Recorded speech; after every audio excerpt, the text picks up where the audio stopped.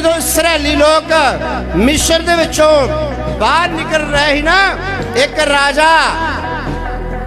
राजा अपने लोगों को कहंदा सलाह करता है, आंदा इसराइली लोग ओ लोकी आ जेड़े हर चीज नूं चट कर जांदे आ,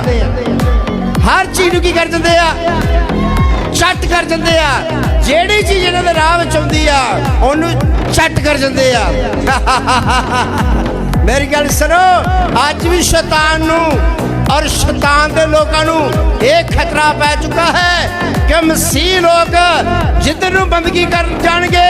जिधर चर्च लाउणगे, जिधर हालेलुया बोलणगे, जिथे यीशु दे लहू दी जय करनगे, जिथे यीशु नाम दी ताड़ी मारनगे, उथे शैतान और शैतान दे लोकी बीमारियां चट हो जाणियां वा, चट हो जाणियां वा।